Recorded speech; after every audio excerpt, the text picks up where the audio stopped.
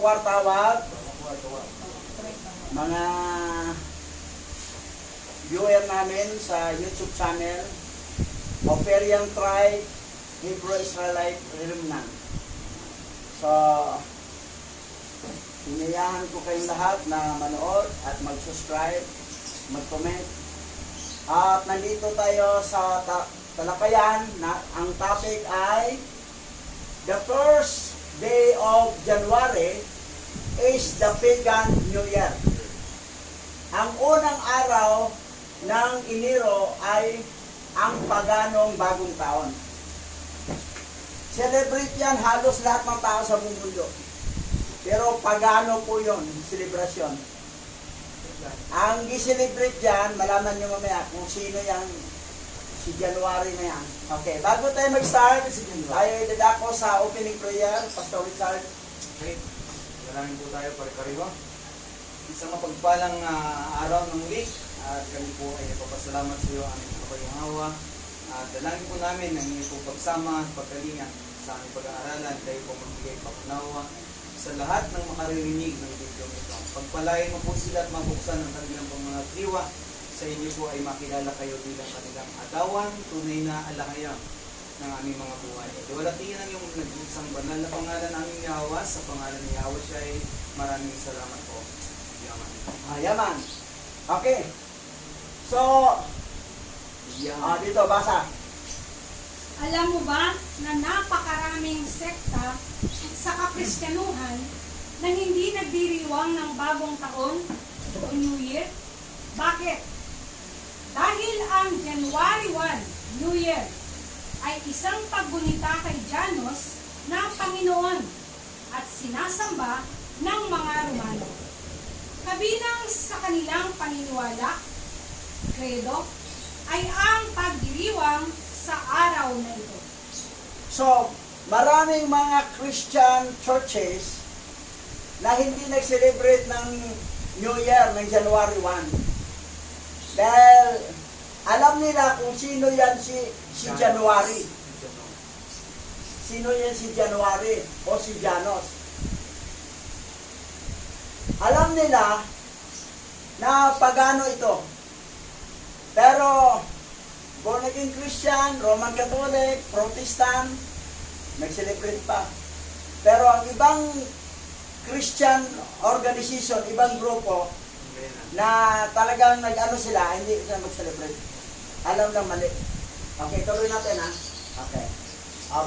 Tingnan mo. Ito si Jano. Dalawang ulo. Parang sa movie na Karamia, di ba? Ito parang kinuha yon. The ancient Roman god Janus. Si Janus ay Roman god po. Okay. Ngayon, basa. Sino ang ipinangalan kay Janos? January. Ang Enero ay ipinangalan kay Janos, ang Romanong Diyos ng mga simula at wakas.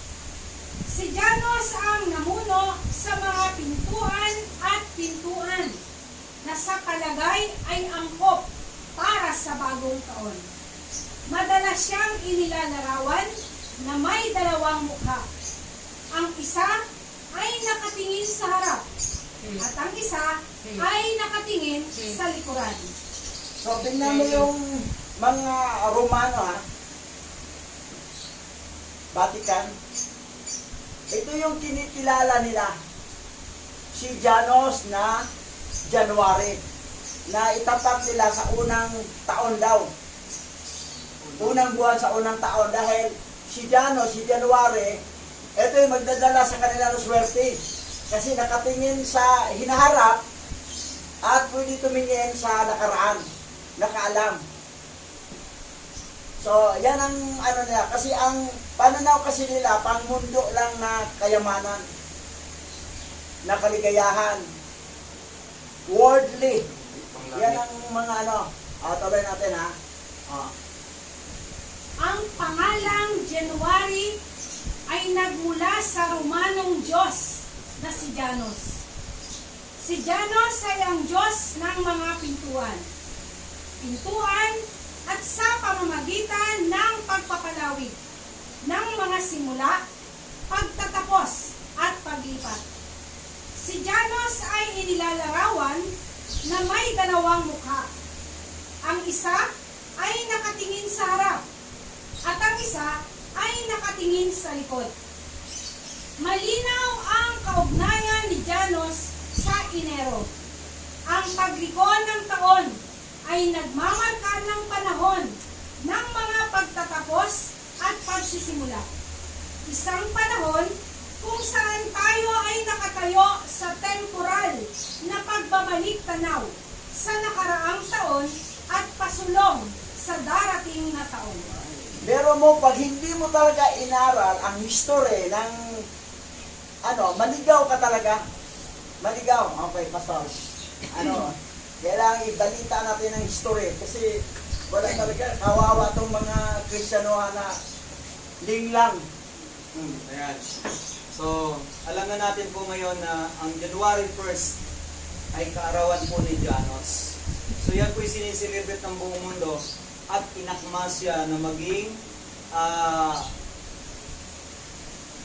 Diyos ng unang buwan at ginawang tinatawag nating bagong taon.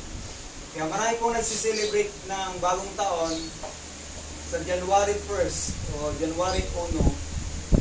Hindi po alam ng lahat ito na isang paganong celebration po ito na kumakatawan or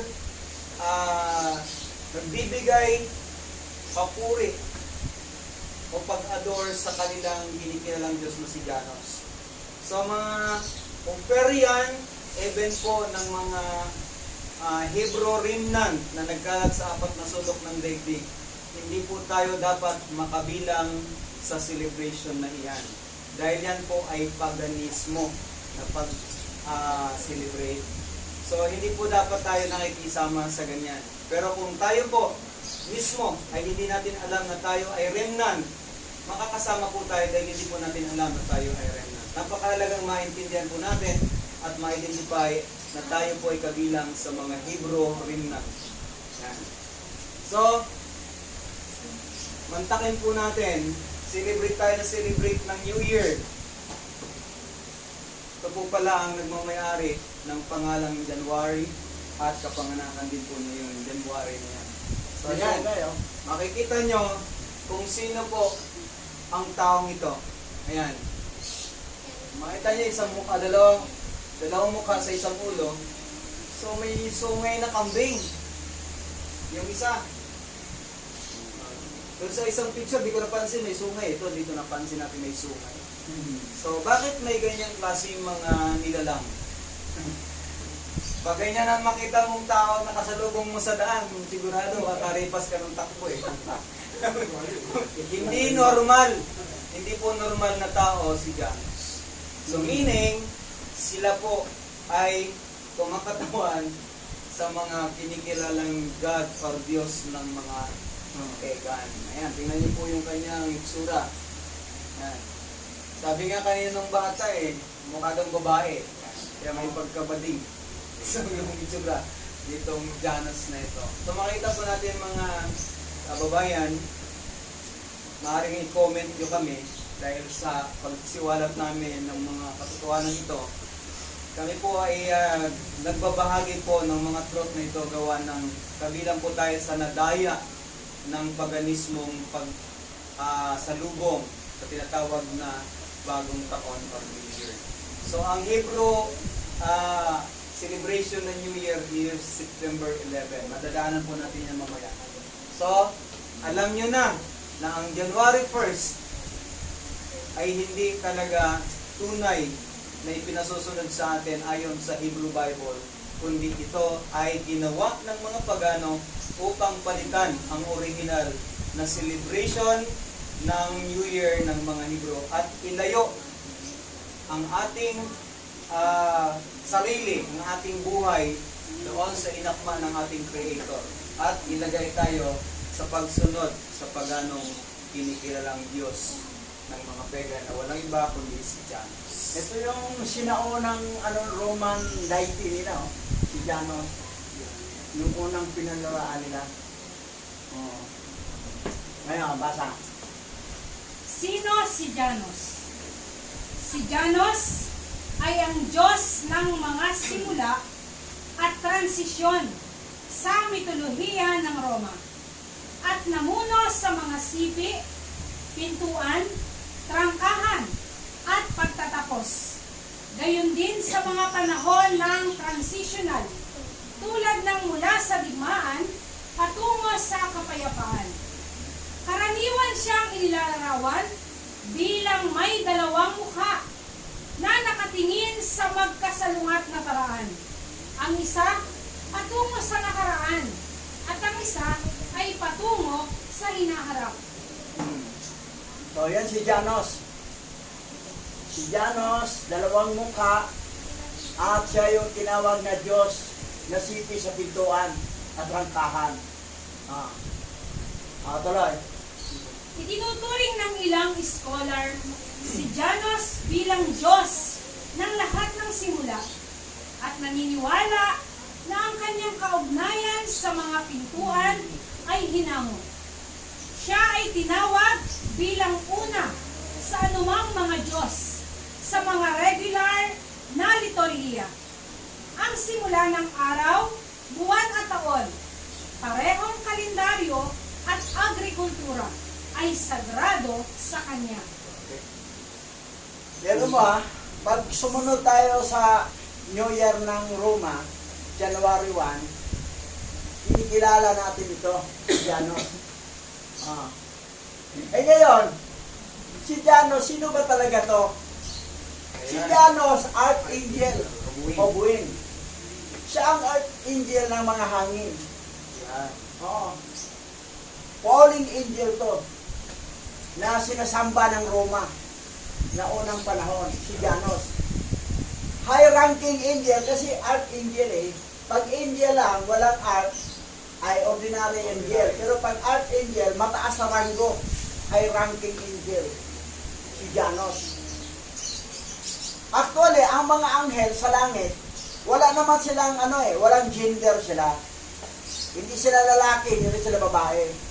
Kaya lang, pag bumaba sila sa lupa, maging Grigore, magpipili sila kung anong hitsura ang gusto nila. Ang iba naman, olo, parang leon, na may sungay. Ang iba naman, anyong babaeng maganda.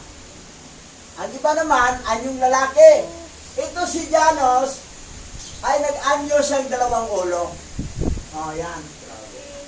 Para tangkilikin siya ng mga tao, at sinasamba, lalo na siya ang archangel ng hangin na magdala ng hangin ng blessing papunta sa pintuan, sa trangkahan. Yan. Materialistic nga.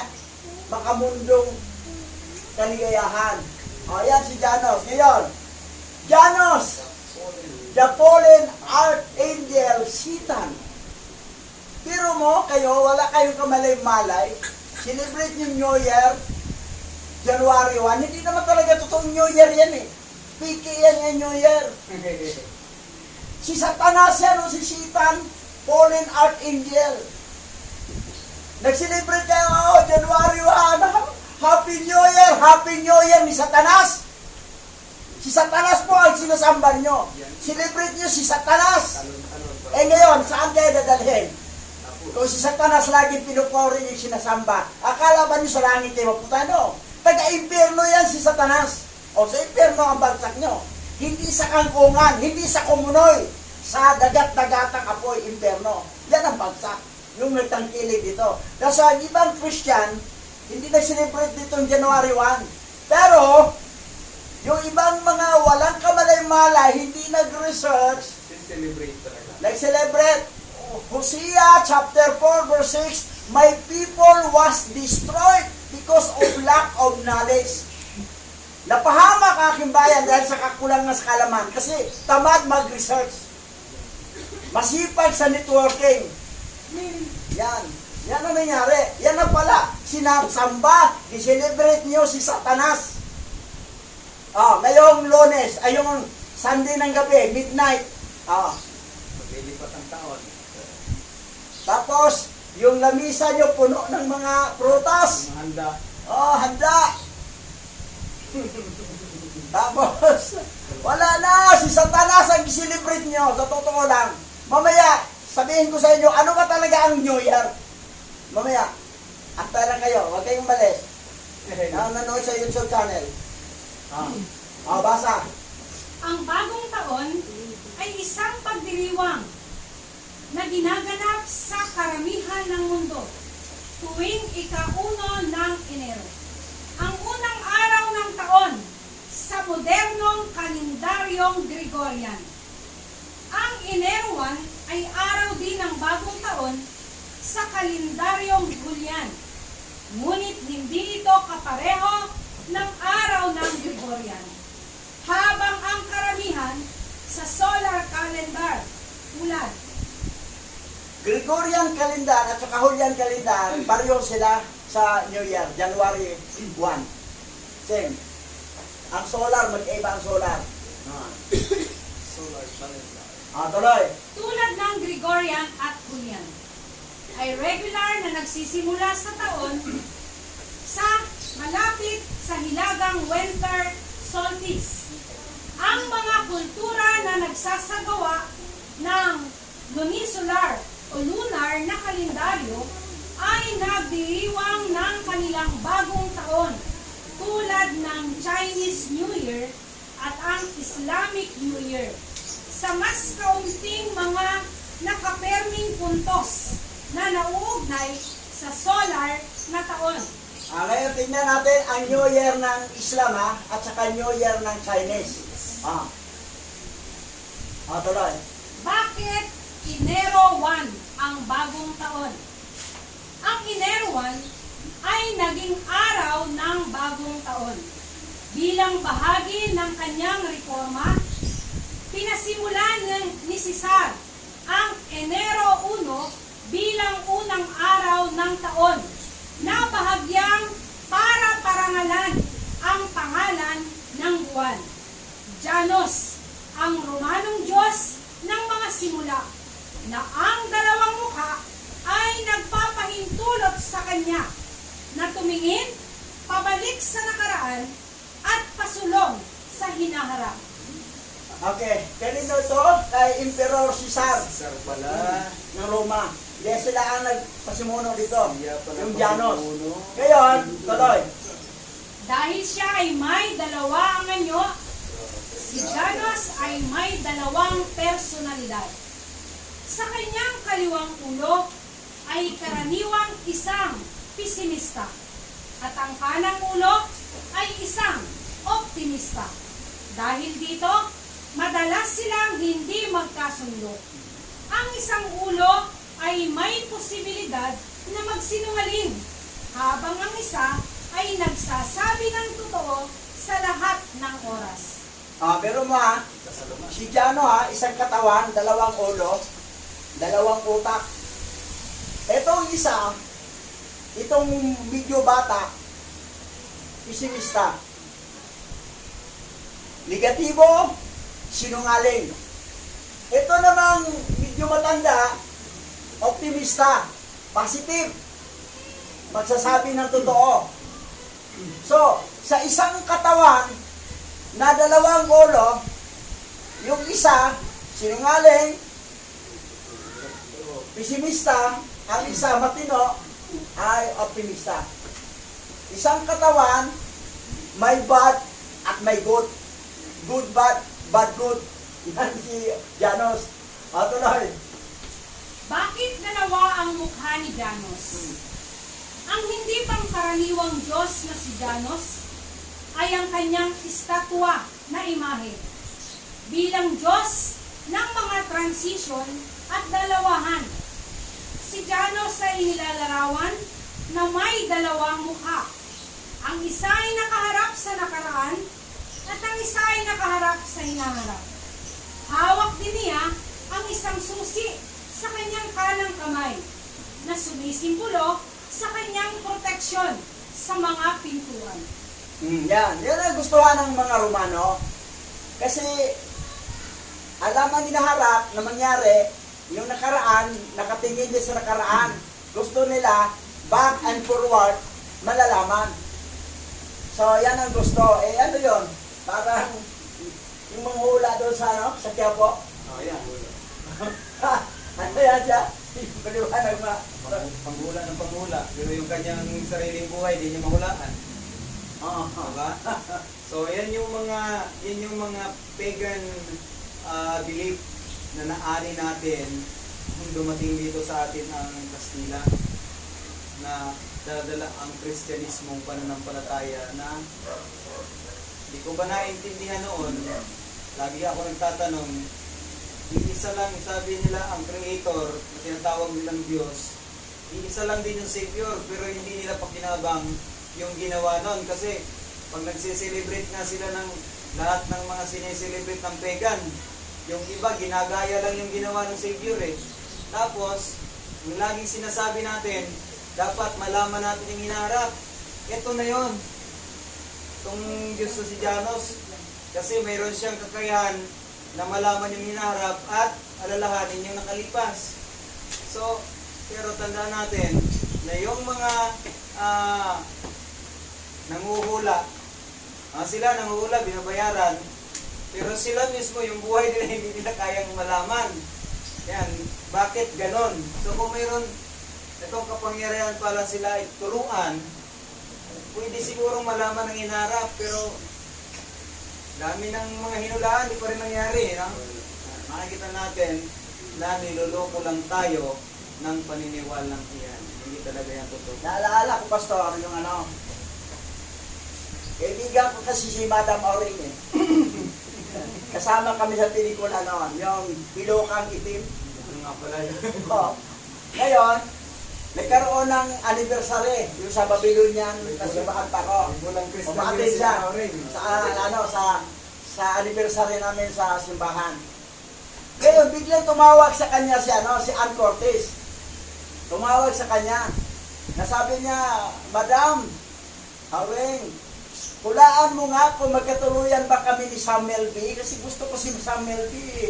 Love na love ako kay Samuel B. Ang tanong ni Samuel B, mahal pa kaya ako ni Samuel B? Binigay niya sa akin, cellphone, i-replyan mo. I-text mo, i-replyan mo. Sabi ko, anong i-reply ko? Hindi naman ako maghula. Ikaw, Madam Awe. Sabi niya, kung ano yung damdamin mo, yun lang. Kung ano naramdaman mo. Kung ganun ba yun? Oo. Nagchat ako eh, hindi ka mahal, naramdaman ka. Hindi kayo magkatuluyan, hindi ka mahal ni Samuel B. Hindi ka mahal. Huwag kang umaasa doon, dahil hindi ka talaga mamahalin. Ano nangyari? Wala talaga. Wala. Kasi sabi ni Madam Ari, ano yung naramdaman mo? Yun ang ano mo. Ganun lang pala ng manguhula. Kung ano ba lang feeling yung naramdaman. Wala din pala sa feeling na naramdaman. Hindi sinungaling. Gagawa-gawaan ka lang ng istorya. Pero, Nangyari. nangyari din. Wala rin. Hindi sila nag-ano ni Samuel P. Kasi may power na rin. Tama ako. Okay. Ito yun. Ayun, ayun, okay. Okay, tuloy. Trangkahan, pasukan, at iba pang mga paghihiwalay o pagbukas sa pagitan ng mga hangganan ng durak. Sa sinaunang Roma, ang simbolo ng susi ay nangangahulugan din na ang isang manlalakbay ay dumating upang makahanap ng ligtas na daungan o makipagkalakal ng mga kalakal sa kapayapaan. So, umaasa talaga sila na pag mag-ano sila sa kay Janos, i-celebrate nila yung tinawag na January 1 New Year para pagpalain sila yung buong taon na yan. Kasi si Janos, siya yung fallen angel na nakatingin sa hinarap at nakatingin din sa likod. Back and forth. Looking forward and looking backward. Yan ang akala nila na, okay to. Ngayon, alam na nyo. Baka sabihin niya, hindi, January kami kasi maganda, may himala to. Looking forward and looking backward sa blessing.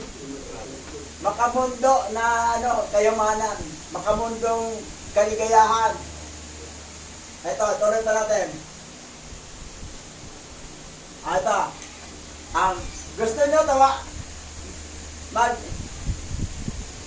Gusto mo i-ano ko ito sa inyo? Happy New Year, January 1st. Okay sa'yo? Tungtuwa kayo? O nandidiri kayo? O natakot kayo?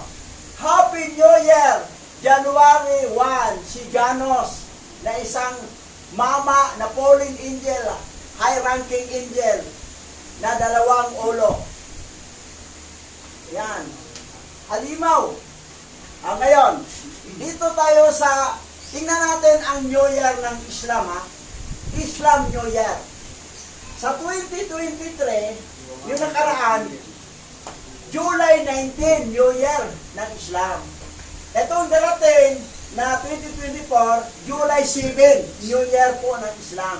Puro July, June, July ang sa Islam na New Year nila. Sa Roma, January.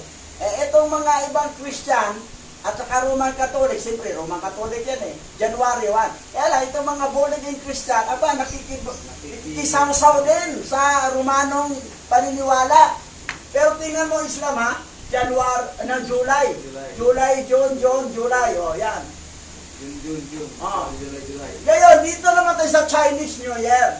Yeah. Sa kanila naman, January, February. Sa 2023, January 22. New Year nila. 2024, ngayong darating, February 10 ang New Year ng Chinese. O yan, sa 2025, January 29. Ito yun. January, February ang sa Chinese New Year. Sa Islam, June o July. Ngayon, dito naman tayo sa mga Peking Hebrew Israelite na nakatira sa Israel, mga Edomites na nagkunwaring Hudyo-Hudyuhan. Hudyo-Hudyuhan lang. O, basa. Ang 2 araw na pagdiriwang ng bagong taon ng mga Hudyo na ito ay literal na isinasalin sa pinuno ng taon sa Hebrew. Ito ay ginugunita sa una at 2 araw ng Hudyong buwan ng Tisre, ang unang buwan sa kalendaryong sibil. Sa 2023, magsisimula ito sa gabi ng Biyernes, Setyembre 15, at magtatapos sa paglubog ng araw sa linggo ng Setyembre 17. So, ang pag-change ng araw, paglubog, sunset. Tama, which is tama. Kaya lang, September 15, ang September kasi, Tisri 1 yan, pang 7 buwan sa taon. Kasi ang unang buwan ng Hebrew calendar ay Nisan or Abib. Abib, unang buwan yan. Ngayon, itong Tisri, September ay pang 7. Kaya lang, nagbago-bago din ang kanilang New Year. Tulad nito. New Year ng mga Hebrew Israelite, ng mga piki. Ang ibang Messianic, gumagaya din dito. Dito rin sumunod. Tingnan mo, 2023, September 15.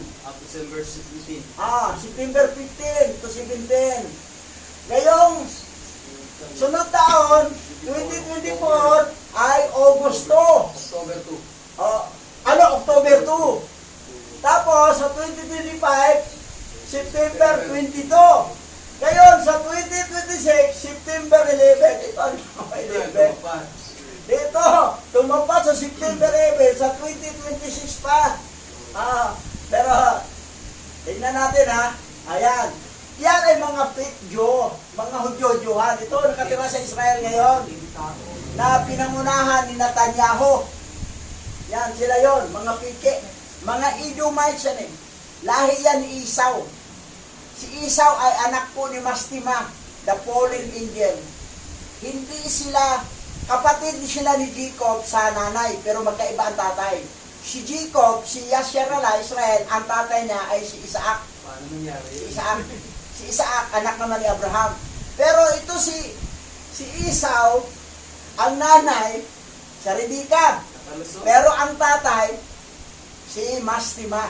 Nakalusot si Mastima? Si Mastima. Siya ang malayang fallen angel, akyat pababa. Kasi ang ibang fallen angel na makakit sa langit. Siya lang ang pinitulutan. kasama ng 10% na mga evil spirit. Yan. Ngayon, mabasa yan sa Book of Jubilee. Ngayon, ang umalis na totoong Hebrew, mga itim ang mga Hebrew eh. Jew. Kasi ang lahi kasi ni Adan ay itim. Kung ano yung kulay ng lupa, kasi si Adan galing sa lupa.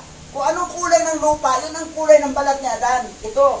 Pero pag puti ka, Guys, mga politics. ay fallen angel. Kasi ang mga angel, ay nilikha sila, galing sila sa apoy. Puti. Apoy ang material ginamit nila. Kaso ay maputi na mapula-pula na madilaw-dilaw. Pero si Adan galing sa alabok, anong kulay ng alabok? Yun ang kulay. Maroon. Yan. So yan ang nangyari. At tingnan mo, ito ang genuine Jew, ang tunay. Oh. Tingnan mo mga balat. Ngayon, nasaan sila ngayon? Nasa Ethiopia. Africa, Ethiopia. Ethiopian Jew. Hindi po ang sa Africa, sa Ethiopia, puro mga lahi ni Ham. Hindi po, may mga Hebrew Israelite din doon. Kasi yung 70 AD, doon sila napunta. Pero bago sa 70 AD, bakit sila napunta doon? Kasi may nauna na. Sino yung founder ng Ethiopian Jew? Sa Ethiopia, sino ang emperor doon? Oh, basa. Mga Hudyo ng Ethiopia, mayaman sa nakaraan, mayaman sa hinaharap. Sa petsang ito, pinarangalan ng The Registry ang Ethiopian Jew. Ethiopian Jew o Beta Israel ay isang Black African ethnic group mula sa Hilagang Kanluran. So, naging African tuloy sila, pero hindi talaga sila totoong lahi ni Ham. Sila ay Hebrew talaga, na napunta lang doon. Dahil, paano din yun sa kanila eh, sila ang pagpapatay kay Yahweh siya eh, binitila sa punong kahoy. Silang pumatay sa Oo. Savior. Si Poncio Pilato nga, hugas kamay eh, na walang kasalanan yan. Sabi niya, mapunta sa amin ang sumpa dyan. Napunta ka sa kanila. Napalaya sila sa Israel. Nilusob ng 70 AD, napunta sa Africa. Kasi bakit sila doon napunta? Kasi nandoon yon ang si Mehelik na founder ng Ethiopia. Kani sino tatay at nanay ni King Mehelik? Basa. Sino ang nagtatag ng Ethiopia? Ayon sa Kebra Nagas, itinatag ni Menelik I ang imperyo ng Ethiopia noong ika-10 siglo BC. Mehelik the first ha. Ngayon alamin natin kung sino ang tatay niya. Yan. Father ni emperor ng Ethiopia, si Mehelik the first, kasi yung anak niya dasika na. Sino? King Solomon. Sino ang nanay? Queen Sheba. Kapatid ni Ophir at ni Habila na galing sa malayong silangan sa Far East. Dito, nagpunta si Queen Sheba sa Israel kasi gusto niya malaman ang talino ni King Solomon. Kasi sobrang talino daw, dalita. Pagdating niya doon, nalaman niya yung mga sinasabi, wala sa kalingking, talaga super. Ngayon, ito naman si King Solomon, may pagkababaero talaga to eh. Maliban na Na in love. 700 ang asawang prinsesa, may 300 din na mga yung asawang alida ng prinsesa, asawa rin niya, 300. All in all, 1,000. Ito, dagdag to, 1,001. Pero, alam ko, binasbasan niya yata to. Pero hindi naman to nagtagal ito eh. May asawa din ito eh. Ito, malaman natin muna. Okay.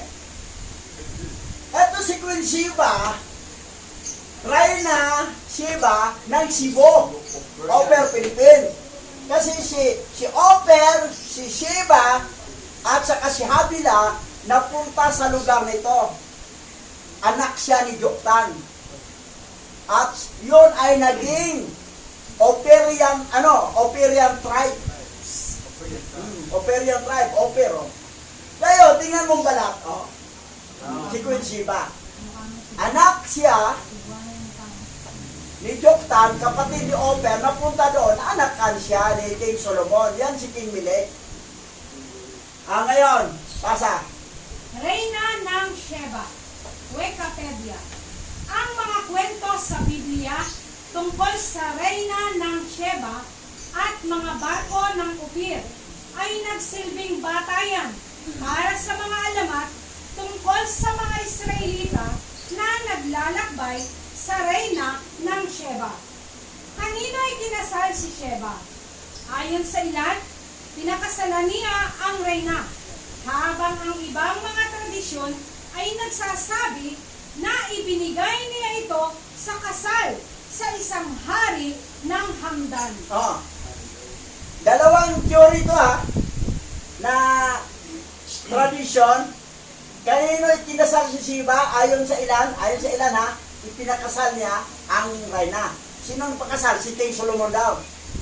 Pag 1,000 to, okay. Pero pag 1,001 hindi na okay. Pero sabi ng iba, habang ang ibang mga tradisyon ay nagsasabi na ibinigay niya ito sa kasal sa isang hari ng Hamdan. Hari ng Hamdan. Hamdan. Ngayon, anong bansa na ngayon? Kuwait. Bansang Kuwait. Hindi ito ang hari ng Hamdan. Iamin ni Nono. Islam. Kuwait. Kuwait na, tahimik lang. Kuwait. Pero bansang Kuwait. Pero sabi sa isang tradition, napakasalan siya ni King Solomon. Pero sabi na may iba, sa ibang tradition, ay doon siya nakasal kay Haring Hamdan. Ngayon, basa. Pinagmulan ng mga Black Jew ng Ethiopia. Sa kabundukan ng Ethiopia, isang grupo ng mga taga-Ethiopia ang nagdiwang ng kanilang pamana ng mga Hudyo sa loob ng maraming siglo. May nagdiwang ng kanilang pamana Nagdiwang Ano bang pamana sa mga Hudyo Nakita ko sa Google Map ang Ethiopia, magandang establish ang bansa. Ang laki rin mga building Parang Makati. Ang founder dyan, emperor dyan, si Mehelik the First, anak ni Queen Sheba ng Cebu at ni King Solomon. Bakit hindi napunta si King Mehelik? Doon siya napunta. Alam ko sa kanya, doon napunta. Doon, kahit naman nakuha ang tanak na 777 books doon sa Roma, sa Vatican, natago sa basement, pero nakakuha din. Na may kopya din si King Solomon nga nahawak din ni Mehelik the First at saka sa mga lahi, mga Ethiopian. Sinabi ni King Yahushua, heaven and earth will pass away, but my word will never pass away. Mawala ang langit at lupa, ang aking salita ay hindi mawala. Kung ang salita niya nasa 777 book na tanak nga nanakaw, nadala sa Roma, sa Vatican, ay mayroon pang natira na punta sa Ethiopia, sa mga Hebrew. That's why hindi talaga mawala ang salita. At ito yung ginagamit natin ngayon, 120 books na gitranslate natin from Hebrew to English o Tagalog gamit ang Google Translator. Nakakatulong ang Google Translator. Kasi kung wala ang Google Translator, hindi natin matranslate kasi marunong ka magbasa ng Hebrew, di naman ka makaintindi. Gagamit ka pa ng dictionary. Ang tagal ng aralan yan. Pero aralin mo alphabet, tapos aralin mo pagbasa, tapos may Google Translator, pag-translate doon, Madali lang. bingo. Lalabas talaga. O, yan ang nangyari. So, nabubulgar. Nabibisto ang kalokohan ng Vatican. Ngayon, kayo mga born-again Christian, nang akala nyo, tama kayo. Hindi kayo tama dahil ang Bible gamit nyo ay gamit dinoktor ng Vatican Canon Law. May Canon Law din ang Ethiopia. Dalawa ang canon nila doon, yung narrow canon at saka yung wide canon. Oh, may malaki, may dalawa. Sa Vatican, isa lang ang canon nila. Oh, ang canonicity nila. Pero gumawa ng pagdoktor. Pinapalitan ng fallen angel lahat. Yan ang nangyari. Ngayon, ito. Ito yung pamana. Ito yung pamana na the history of Ethiopia, ang New Year, September 11, ang New Year. Sa mga Piking Hebrew, September nga, pero pabago-bago ang mga ano, minsan na October pa. Bago-bago. Pero permanente. Pero Ethiopia, di ba, ano yun, African yan sa harap. Pero ang Ethiopia founder, anak ni King Solomon at ni Queen Sheba. Oo. Tingnan mo ha. Ethiopian New Year is public holiday. Ayan. Ngayon, mula sa 2021 up to 2027, tingnan mo, puro September 11 yan. Ethiopian New Year. September 11, hindi nagbabago ang New Year. kanyang Celebration. celebration ng New Year. Ngayon, tingnan mo, the country of Ethiopia has 13 months celebrates New Year of September 11. Ang bansa ng Ethiopia ay may 13 buwan. Ipagdiriwang ang bagong taon sa ika-11 ng September. Yun ang pamana sa mga Ethiopia. September 11, dito kami sumusunod. Ang ibang mga Hebrew Israel rimnan na nagkalat sa mundo, doon sila sumusunod ng New Year sa mga Piking Hebrew na katira sa Israel. Doon sinundan nila. Kami dito kami. Ngayon, tingnan mo, sa bawat buwan ay hanggang 28 lang. Ngayon, tingnan mo ha, sa buong taon, January hanggang 28, February hanggang 28, lahat up to December, 28 lang lahat. So, unang araw, pang-pito, Sabat talaga yan. Another pito, 14, Sabat. Hindi talaga nagbabago. Yan talaga ang dapat, Ngayon, basa. Bakit mayroon tayong 12 buwan sa halip na 13? Bakit may 12 buwan sa isang taon? Ipinaliwanag ng mga astronomo ni Julius Caesar ang pangangailangan ng 12 buwan sa isang taon at ang pagdaragdag ng taong pares upang isabay sa mga panahon.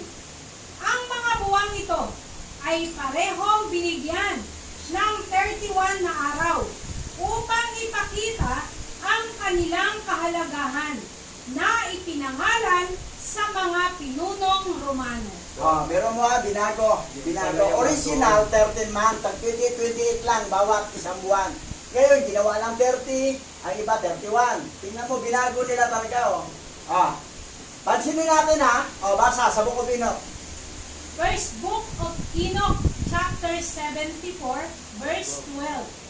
At ang araw at ang mga bituin ay dinadala ang lahat ng mga taon ng hustong-husto upang huwag mapauna o mapahuli ang kanilang posisyon ng isang araw hanggang sa kawalang hanggan. Ngunit kumpleto ang mga taon ng may perpektong katumpakan sa 364 na araw. Hindi nila pinasok ang Book of Enoch kasi mabibisto ang kasinungalingan nila sa kalendaryo nila. Biro mo And the sun and the star bring in all the years exactly so that we do not advance and delay. Hindi mauna, hindi mahuli.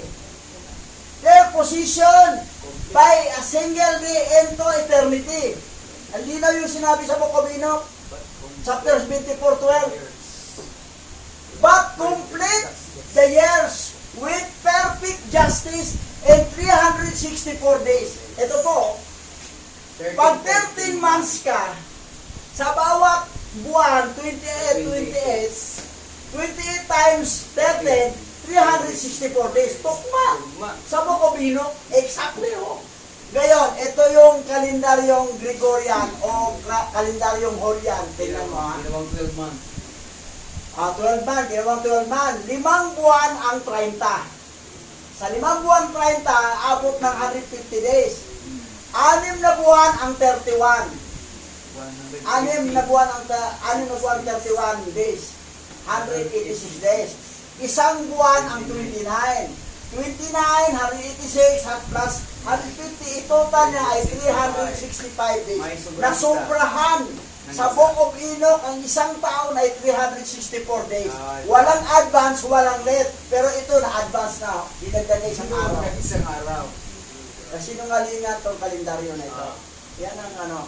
Kita mo ha, ngayon. Nagilid pa naman sila rito. Ngayon, tingnan mo ha, ang Insen, yung matanda na kalendaryo, 13 months. Ang lunar, 13 months. Ang zodiac, 13 months. Hindi 12. Binago na nila. Hindi naman Bible ang dinoktor nila. Pati kalendaryo. Oh, tingnan mo, ano bang unang buwan ng Hebrew? Kalendar. Nisan o Abib.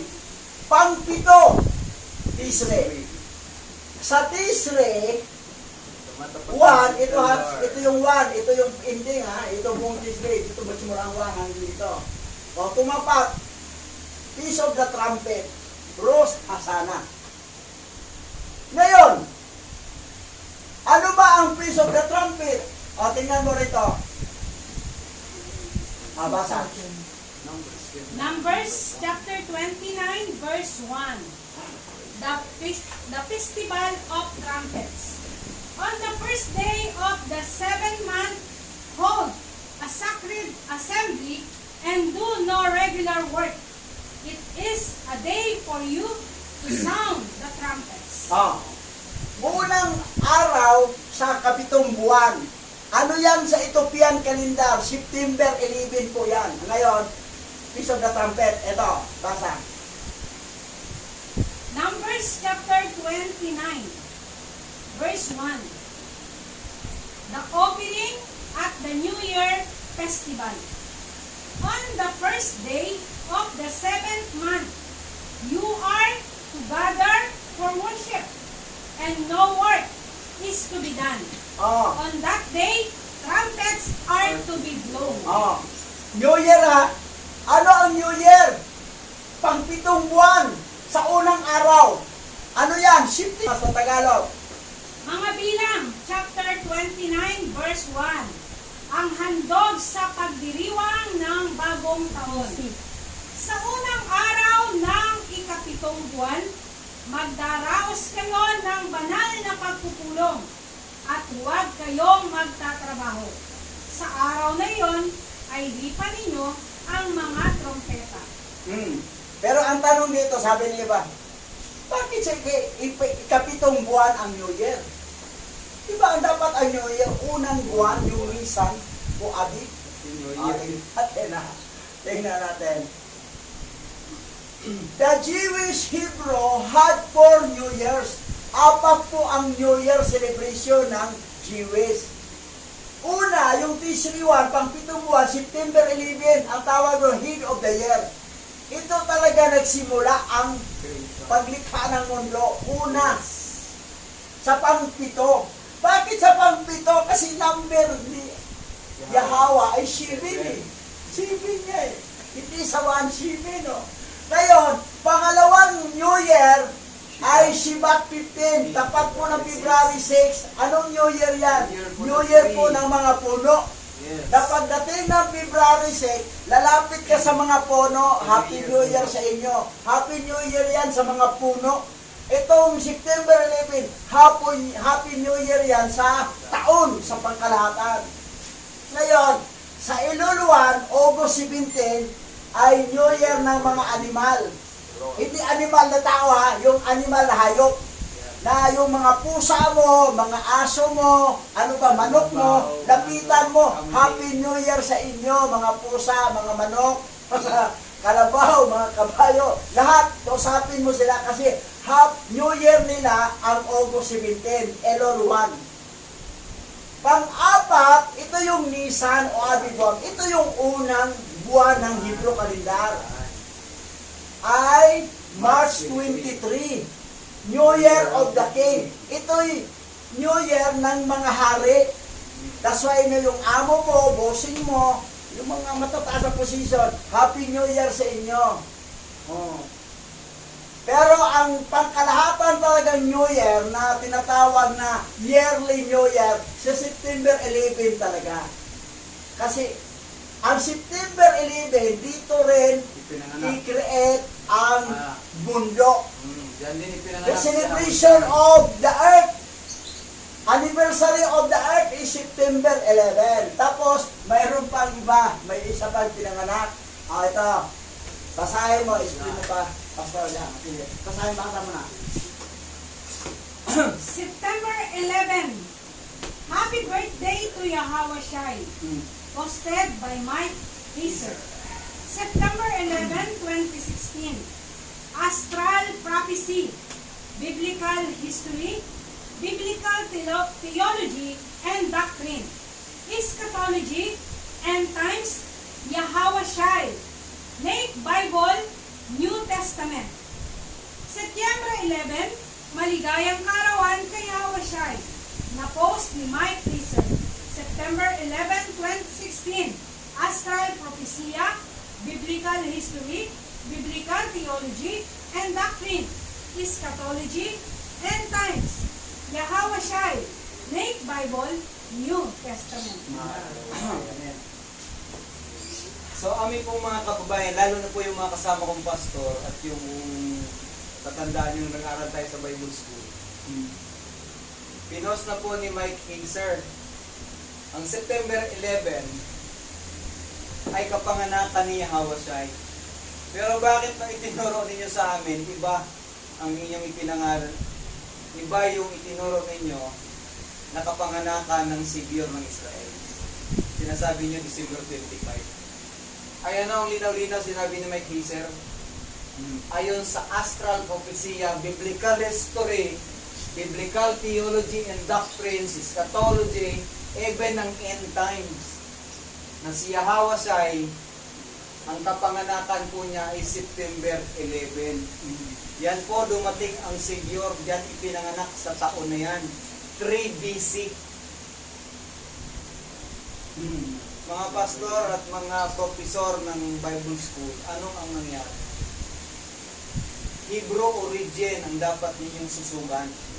Ang Bibliang Hebrew, ang tinanggap po ninyo at itinuro sa amin ay 66 books na galing sa Vatican Canon Book. Na iyon ay dinoktor na at ang pangalang Yahweh Shai bilang Savior ay hindi niya nababasa doon. At yung Yahweh na Creator, kung ano-anong mga pangalan at sinabi niyo isa lang ang nagmamayari niyan, yung Lord, Panginoon, Diyos, Yahweh, Elohim, o Jehovah, sabi niyo isa lang ang nagmamayari niyan. Pero napag-aralan po natin, bawat isang pangalan na yan ay kinakatawan ng isang punit angel. Nakakalungkot po na yan ang naituro ninyo sa mga pastor na ikinalat sa buong Pilipinas. Meron pa akong kaibigang pastor ngayon na sa Mindanao. Tuwang-tuwa siya kasi ministry talaga ang hanap ng mga pastor. Sa palengke, sa bus, sa jeep, kahit saan siya makasakay, pinapangaral niya po yung Savior na peke. At kapag hindi daw yung tinanggap, mapupunta daw sa impyerno ang hindi tatanggap sa kanya. Mali! Dahil ang tunay na Savior, si Yahweh Shai. Yan po ang tunay na magdadala sa atin sa langit. At yung ipinapangaral mo na magdadala sa iyo sa langit, yan taga-langit eh. Taga-impyerno yan. Dahil yan ay pangalan ng fallen angel na siyang founder ng Christianity sa India. Si Serapis Christos. From Seyos, ginawang Isos at naging Jesus nung nagkaroon ng letter. So si Yahweh Shai, 3 BC ipinanganak, September 11, maliwanag na sinabi ni Mike Heiser. Astral Prophecia, Biblical History, Biblical Theology and Doctrine, Eschatology, End Times. Yahweh Shai, ipinanganak September 11. Grabe, tatlo. Kapanganakan ng mundo, kung kailan i-create, September 11. At Pagkatapos, si Yahweh ay ipinanganak September 11. Grabe. Ang ganda ng kanyang, ang tawag dito, ang ganda ng kanyang chimpo. Dahil ang number talaga ng Creator, 777. Pero yung dumating ng doctorated, di natin alam, 66 ang Bible, number 6 ang number ng tao, pang-anim na araw, nilikha si Adan, ay naandun pa lang kumpletong 36. Yan. So makikita po natin na napakatindi ng ginawa ng Diablo, ng bungapuling angel, na pangluluko sa mga kasaysayan para po ang buong sangkatauhan ay totally talaga mapahamak ng lubos. So yan po ang totoo niya. Mabasa. Noong Setyembre 11, 3 BC, ang paglubog ng araw ay 6:18 PM at paglubog ng buwan sa 7:39 PM. Sa loob ng 81 minutong yugto ng panahon na ito, ay ipinanganak si Mashiach Yahushua sa Bethlehem ng Hudiya. Sa booklet na ito, ika-11 ng Setyembre, ang araw ng kapanganakan ni Mashiach Yahushua. Ipinakita nito ni Ray ang isang masinsinan at maingat na pagsusuri sa mga talangan ng astronomiya, secular at biblical. Kapag binasa ng mabuti, ang ebidensyang ipinakita sa aklat na ito ay tutulong sa iyo na matukoy ng tiyak at tiyak na ang ika-11 ng Setyembre 3 BC ay ang araw na ipinanganak si Mashiach Yahushua. Linaw. Hindi lang si Mike Isir, ito si Tony. Tony Ray pa. Tony Ray. Yung research niya. Maingat Pero mo, na paglubog pinanganak. ng araw ay 6:18. Paglubog ng araw. Tapos, napanganak si Mashiach Yahuwah in between ng 3 at saka 7:29 PM. In between dito ay 7 o'clock. Yes. Pito din, 7. 7 din. Pang-pito din. Pito, alas 7 ng gabi, lumabas si Mashiach Yahushua sa tiyan ni Maria, ni Miriam. Ni Miriam. Lumabas siya. At yan ang kapanganakan ng ating Messiah. Si Mashiach Yahushua. Mashiach ha, hindi Mesias. Kasi Mesias ay modern na yan eh. Walang sound kasi Mashiach. ang original Hebrew eh. Alang sa Mashiach Yahushua. Pinanganak siya. Alas 7 ng gabi sa September 11 ng 3 BC. Pinanganak si Mashiach Yahushua. Si Yahweh nga nagkatawang tao. Para magkaroon ng laman. Yes. Para magbuhos ng dugo. Para katubusan ang ating kasalanan.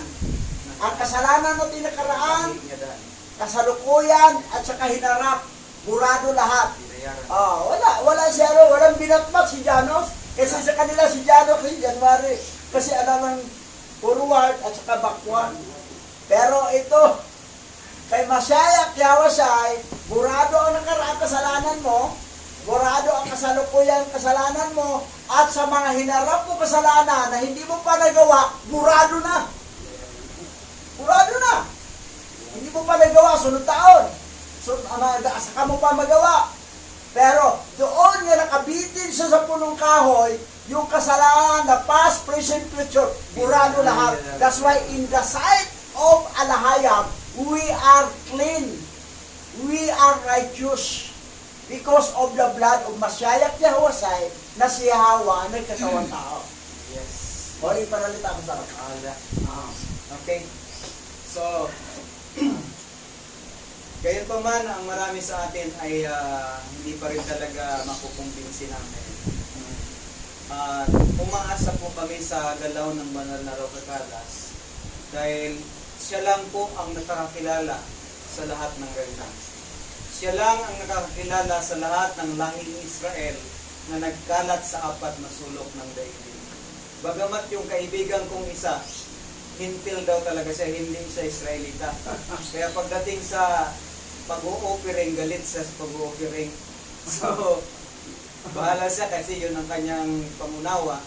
At sa lahat po ng remnant, kayo po ang nakakaunawa kung ano ang ating gawain pagdating sa paglilingkod sa ating nag-iisang makapangyarihang manglilikha na si Abba Yahweh, at nung siya'y magkatawang tao, Yahweh siya. Be blessed and shalom po. Tatay, ikaw. Ito ang mapangalakan ni Awalay. Ano kita mo doon? September 11. Yan ang totoo. Pastora, walang panalita. So, ang tinalakay po natin is about sa pagdiriwang ng bagong taon. So, ang pagdiriwang ng bagong taon ay nakagisna na po natin, simula nang tayo ay isilang. Kaya marami ay napakahirap po ng marami sa atin na talikuran ng ganon kadali ang nakasanayang selebrasyong ito. Subalit ngayon po na natuklasan natin ang katotohanan na ang selebrasyon pala na ito ng bagong taon ay isang paganong pagdiriwang at isang pagsamba kay Janus na isang Diyos ng mga Romano, at napag-alaman po natin na siya pala ay isang high-ranking fallen angel. So kung gayon, magagawa mo pa bang i-celebrate ang pagdiriwang na ito Para kay Satanas. para kay Satanas? So nasa sa atin na po ang atuwirang pagdidesisyon. Kung tayo ka ba ay patuloy na makikiisa o tatalikuran ang nakagisnang tradisyon na ito. Yun lang po. Sabihin naman iba na, kasi masaya ang January 1, ang kaarawan naman ni Jesus Christ masaya, December 25, yung September 11, malungkot, tragedy, yung nangyari sa World Trade Center, yung Twin Tower, tapos mga tragedy ang September 11, Nalubog ang barko, na-hijack na ang plano. tapos may New Year pa kami, March 23. New Year. Apat nga ang New Year. May New Year para sa hayop, may New Year para sa puno, at may New Year para sa hari. Itong ay yung Tisri 1. Para sa hari ay yung Nisan 1 o Abib 1. Pero ang New Year talaga sa buong mundo na paglikha sa creative. At the same time din, kaarawan ni Masaya sa September 11. Ito ang magandang celebration, September 11. Doon na lang tayo Anniversary ng creation ng mundo eh. At kapanganakan ni Mashiach Yahweh kung saan doon tayo naligtas. Yan ang request talaga ni Adan eh. Kailan ba kami makabalik sa Garden of Eden? Nasa first book of Adam mabasa yan eh. Di ba kami mapatawad sa aming kasalanan? Sabi niya, mapatawad, hindi lang kayo, pati yung mga binhi mo. Kapag ako'y magkatawang tao, mag-shed ng blood sa Golgotha. Mention talaga ang word Golgotha. At pinasan siya, hindi ko sa pinasan, troso. Yung gano'n, dito troso, pinasan, kalagay. Tapos napagod na, si Simeon naman tagawad niya, tulungan mo, buhatin yun. Para makapahinga ang siyawa siya. Pagdating doon, pinako siya nakabitin sa punong kahoy. Hindi sa cross. Kasi wala namang cross din ang dala eh. Troso yun eh. At hindi rin sa troso siya pinako. Aliit lang yung troso, ganun lang. Pero malaking pinasahan. Yun po. Kasi, ang sabi roon, sabi ni Poncio Pilato, hatulan ninyo siya ayon sa inyong batas. Sabi niya sa mga Hudyo. Ang batas, ang death penalty ng Hudyo, dalawa, babatuhin hanggang matay, pangalawa, ibitin sa punong kahoy. Ang karumalduma na kasalanan doon, so binitin sa punong kahoy. Kasi hindi death penalty ng Roma, kasi ang death penalty ng Roma ay pako sa cross. Sino ang napako sa cross na pinaligtad? Si Pedro! Kasi, panahon ng mga apostol, inuusig sila sa Roma. Pinuputol ang liig. Tapos, pinaapakan ng kabayo na takbo, pinagapos doon. Hinatin sa Ang dami. hinatin sa ligi. Si Pedro ang nakapako sa cross, upside down. Pero si Yahweh nakapako sa punong kahoy. Pero ang ano, bitin na talaga sa punong kahoy, parang bikti. Pero sa kanya, gipako talaga siya sa punong kahoy. That's why na, si Tomas ay niniwala, gusto ni Tomas, tingnan natin yung kamay, kung totoo ba siya yung sisimasaya niya. Tingnan natin yung kamay, mayroon bang marka ng sugat ng pako? O, ito. O, Tomas. Ano, hala ka ba, nakita mo, tingnan mo giliran ko. Yun. So, yan po ang katotohanan. Ang ating Savior na totoo, ay pinanganak sa September 11, 3 BC. Celebration natin always September 11 kasi iyon po ang pamana, toro ng Ethiopian na pinangunahan ni King Mehelet I, anak ni Queen Sheba at ni King Solomon. Remember, Queen Sheba at saka si Ofer, magkapatid, dito talaga sa ating bansa nang galing. Yan. So, salamat at dadako tayo sa closing prayer. Pastor, ikaw na mag-closing prayer. Please. Tayo po ay manalangin. Our Aba Yahweh, salamat po sa kaalaman, karunungan at pangunawa na itinagkaloob mo sa bawat isa sa amin. Bigyan mo po kami ng lakas at kakayahan na magdesisyon ng tama at gumawa ng tama. Ang katuwiran mo po ang makita sa aming mga buhay, o aming Aba Yahweh.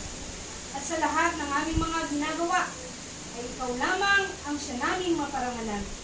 Pagpalain mo po ang lahat ng makikinig sa YouTube channel na ito. Patuloy mo po itong gamitin upang mabuksan ang aming kaisipan at pangunawa sa katotohanan. O purihin ka, o aming Aba Yahweh. Bahasya masyayak Yahweh, bahasyam raw pakadas. Ang lahat ay magsabi ng Yaman. So mga viewer, ay subscribe po ninyo ang YouTube channel namin, Operian Tribe, Hebrew Israelite Remnant. Mag-comment kayo at salamat po sa panonood nyo. Thank you for watching. Kita-kita tayo sa sunod Sabat. Be blessed and shalom.